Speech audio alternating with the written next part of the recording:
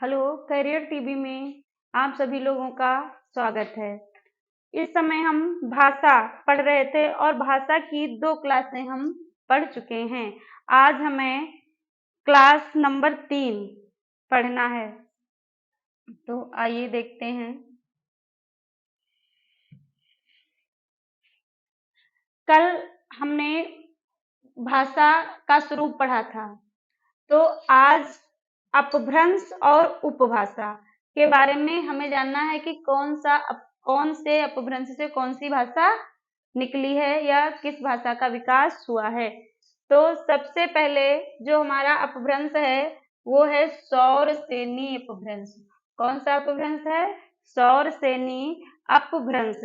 तो सौरसेनी अपभ्रंश से कौन कौन सी उप भाषाएं निकली हैं उनको हम ट्रिक के माध्यम से याद करेंगे। जैसे ये हमारी ट्रिक है, पश्चिमी राज्य गुजरात में बहुत शोर है। पश्चिमी राज्य गुजरात में बहुत शोर है, तो शोर से हो गया हमारा सौरसेनी अपभ्रंश। शोर से क्या हो गया? सौरसेनी अपभ्रंश। और पश्चिमी से पश्चिमी हिंदी, राज से राजस्थानी और गुजरात से गुजराती। तो सौरसेनी अपभ्रंश से कौन कौन सी उपभाषाएं निकली? पश्चिमी हिंदी, राजस्थानी और गुजराती। हमारा जो अपभ्रंश है वो सौरसेनी, और उससे कौन कौन सी उपभाषाएं निकली इसको हमने ट्रिक के माध्यम से सीखा कि पश्चिमी राज्य गुजरात में बहुत शोर है। तो शोर से सौरसेनी अपभ्रंश, और उपभाषाएं कौन सी निकली? पश्चिमी हिंदी, राजस्थानी हिंदी और गुजराती हिंदी।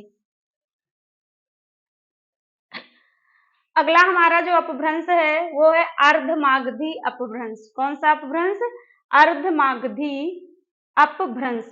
तो अर्धमागधी अपभ्रंश से निकली पूर्वी हिंदी। कौन सी निकली? पूर्वी हिंदी। जो हमारा अर्धमागधी अपभ्रंश है, अगर आपसे प्रश्न पूछा जाए कि पूर्वी हिंदी कहाँ से निकली, तो कहाँ से? अर्धमागधी अपभ्रंश से। अर्धमागधी अपभ्रंश से। इसको हम ऐसे याद करेंगे, जैसे इसमें देखिए अर्ध, तो अर्ध के ऊपर जो है आधी रा है, रेफ रा लगी हुई है। अर्ध के ऊपर ये जो हमारी है ये रेफ रा लगी हुई है, और इसमें पूर्वी के ऊपर हमारी रेफ रा लगी हुई है। क्योंकि सारी हमारे अपभ्रंश और उपभाषाएं बहुत सारी हैं, तो हम उसमें कंफ्यूज हो जाएंगे कि किस अपभ्रंश से कौन सी उपभाषा निकली। तो यहाँ पे अर्धमागधी, इतनी सी हम पहचान रखेंगे कि रेफ रा अर्धमागधी अपभ्रंश पे लगा हुआ है, और इससे निकली पूर्वी हिंदी, पूर्वी पे भी हमारा रेफ रा लगा हुआ है। तो अर्धमागधी अपभ्रंश से किस भाषा का, उपभाषा का विकास हुआ? पूर्वी हिंदी का। फिर अगली हमारी है मागधी अपभ्रंश। कौन सा अपभ्रंश है? मागधी, मगधी या मागधी अपभ्रंश।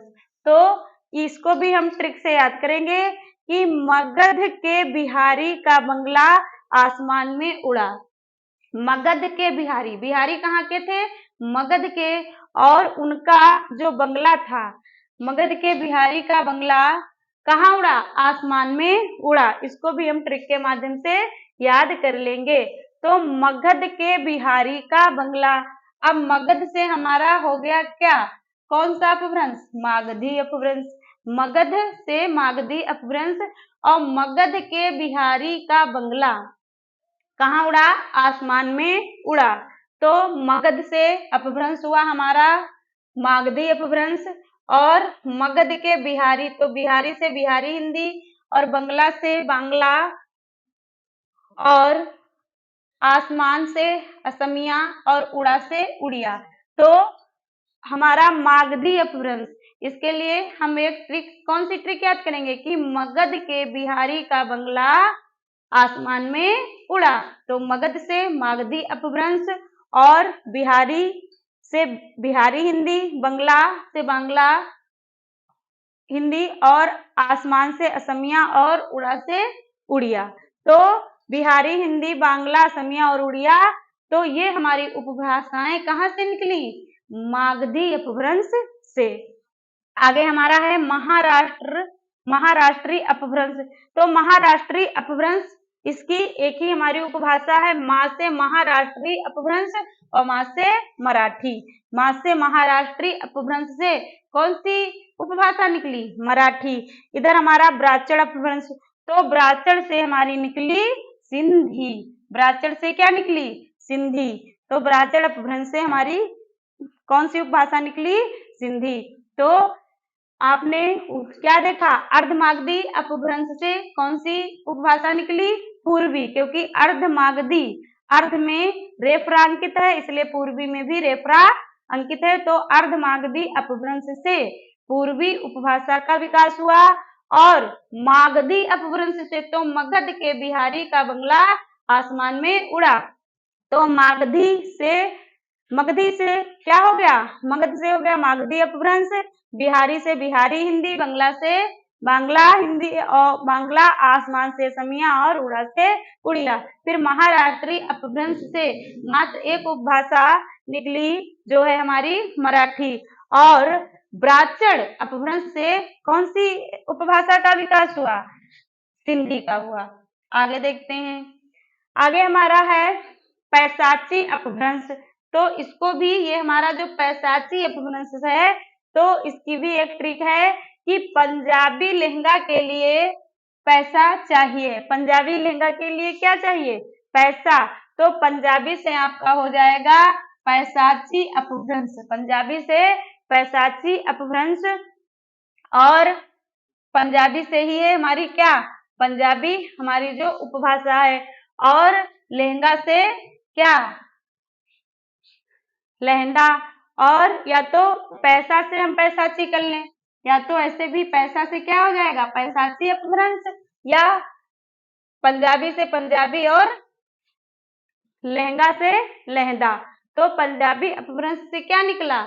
पंजाबी अपभ्रंश से यहाँ पे आप क्या याद करेंगे कि पैशाची अपभ्रंश से निकली हमारी उपभाषा पंजाबी और लहंदा, क्योंकि जो हमारा पैशाची अपभ्रंश है तो क्या हो जाएगा? पंजाबी लहंगा के लिए पैसा चाहिए, तो पैसा से हमारा पैशाची अपभ्रंश, और पंजाबी हमारी उपभाषा है और लहंदा भी हमारी उपभाषा है। तो पैशाची अपभ्रंश से निकली हमारी पंजाबी और लहंदा।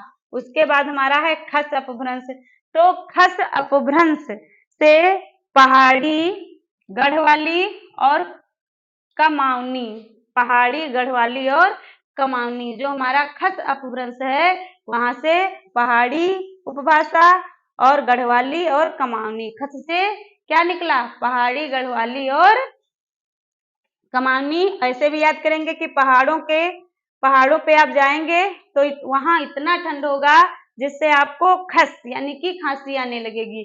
तो खस अपभ्रंश क्या हो जाएगी? खस अपभ्रंश की उपभाषाएं पहाड़ी और गढ़वाली। ठीक है, पहाड़ जो होते हैं बहुत बड़े बड़े होते हैं और गहरे भी। उनका जो पहाड़ होते हैं उनका जो निचला भाग है वो बहुत ही गहरा होता है। और कमाऊनी, तो कमाऊनी, तो खस अपभ्रंश से क्या हो जाएगा? पहाड़ी, गढ़वाली और कमाऊनी उपभाषाओं का उदय हुआ।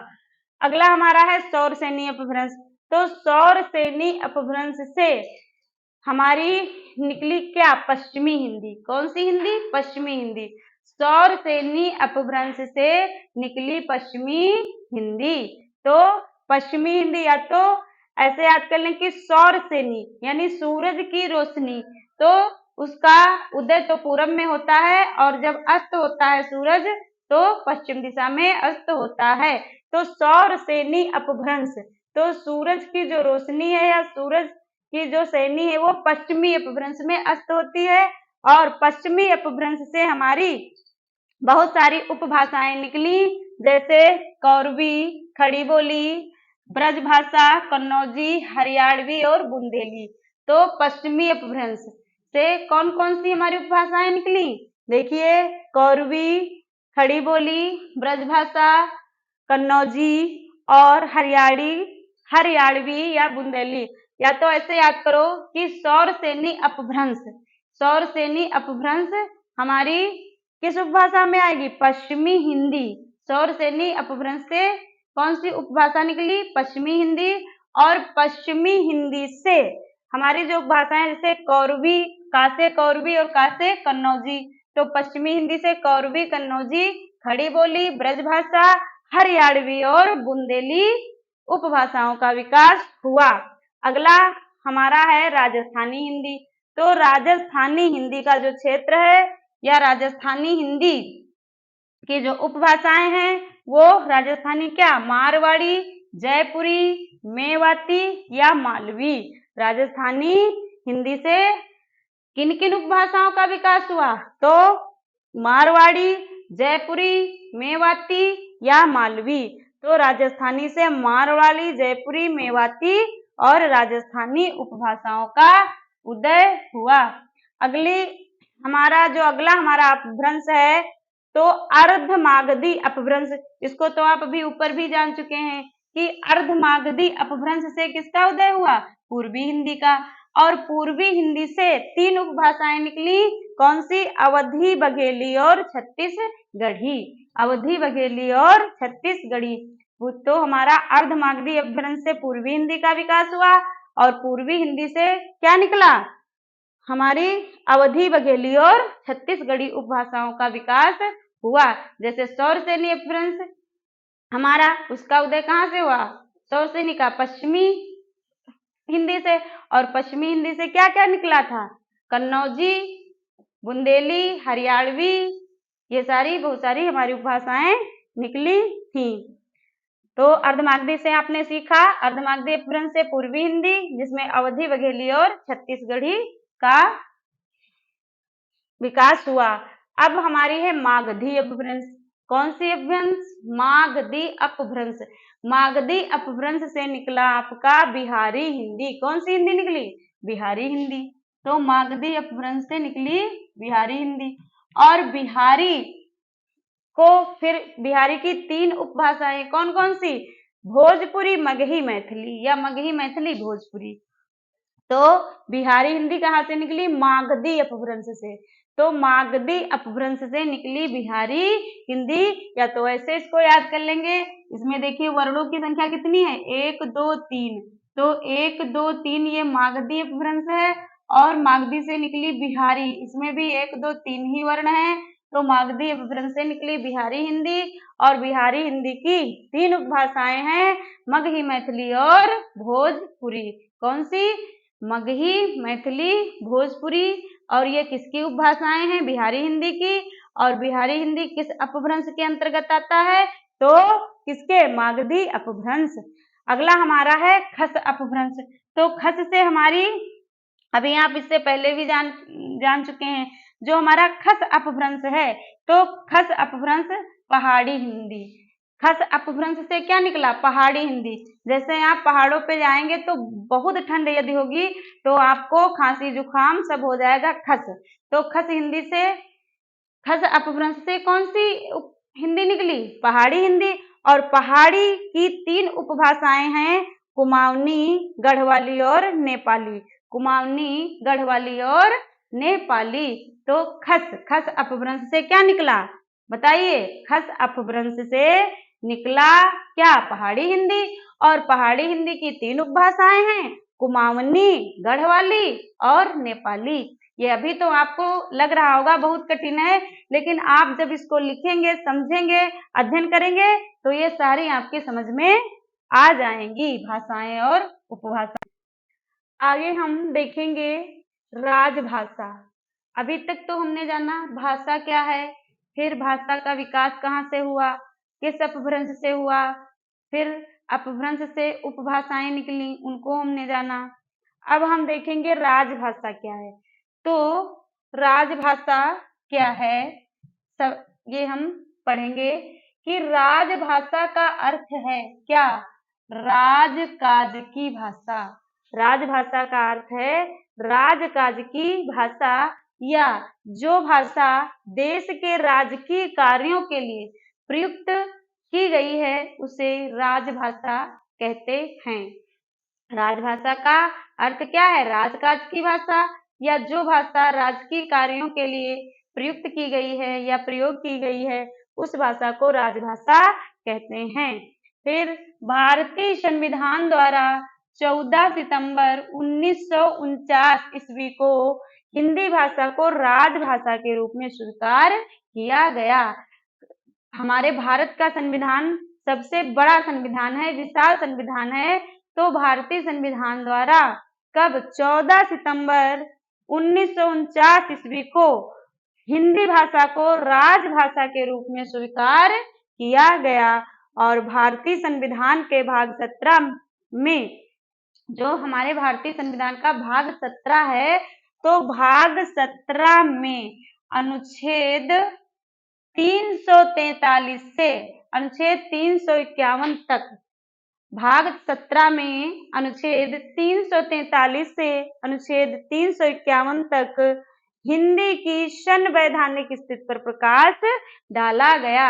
इसका तात्पर्य यह है कि संविधान के भाग 17 में, संविधान के भाग 17 में अनुच्छेद 343 से 351 तक हिंदी भाषा के प्रति ही सब बताया गया है कि हिंदी भाषा हमारे मानक रूप की भाषा है और हिंदी भाषा को ही राजभाषा स्वीकार किया और हिंदी भाषा हमारी मातृभाषा है। तो हिंदी, ये प्रश्न आपका बन सकता है कि संविधान के किस भाग में हिंदी विषय के बारे में बताया गया है, तो हमारा भाग हो जाएगा 17 और किस अनुच्छेद में, किस अनुच्छेद तक, तो अनुच्छेद 343 से अनुच्छेद 351 तक जो है हिंदी विषय के बारे में बताया गया है। फिर हिंदी की संवैधानिक स्थिति पर प्रकाश डाला गया है, यानी कि हिंदी के बारे में बताया गया है कि हिंदी ही क्यों हमारी मातृभाषा है, क्यों हमारी राजभाषा है। और एक जो सबसे मोस्ट पॉइंट है वो है कि भारतीय संविधान द्वारा 22 भाषाओं को मान्यता प्राप्त हुई है। भारतीय संविधान द्वारा 22 भाषाओं को मान्यता प्राप्त हुई है। तो आज सभी लोगों ने राजभाषा के बारे में भी जाना। इससे बहुत सारे प्रश्न बन सकते हैं, जैसे हमारी पहली बात तो प्रश्न यहीं से उठेगा कि हमारी राजभाषा कौन सी भाषा है, तो राजभाषा हमारी हिंदी है। फिर राजभाषा का अर्थ क्या है, तो राजभाषा का अर्थ है राजकाज की भाषा, या जो भाषा या वह भाषा जो देश के राजकीय कार्यों के लिए प्रयुक्त होती है उसे राजकाज की भाषा कहते हैं। फिर इस जो हमारी हिंदी भाषा है तो इसे मान्यता कब प्राप्त हुई, 14 सितंबर 1949 को हिंदी को हमारी राजभाषा के रूप में स्वीकार किया गया। और यह संविधान के भाग 17 में अनुच्छेद 343 से लेकर के अनुच्छेद 351 तक हिंदी भाषा के बारे में बताया गया और हिंदी भाषा की संवैधानिक स्थिति पर प्रकाश डाला गया। हमारे भारतीय संविधान द्वारा लगभग नहीं, बिल्कुल करेक्ट 22 भाषाओं को मान्यता प्राप्त है, जिन पहले 18 भाषाएं थी, फिर 4 भाषाएं और जोड़ी गई, तो वर्तमान समय में भाषाओं की संख्या है 22। तो आज की क्लास हमारी कैसी रही, आप लोग कमेंट बॉक्स में लिखिएगा और हमारे वीडियो को लाइक और सब्सक्राइब करिएगा। जय हिंद, जय भारत।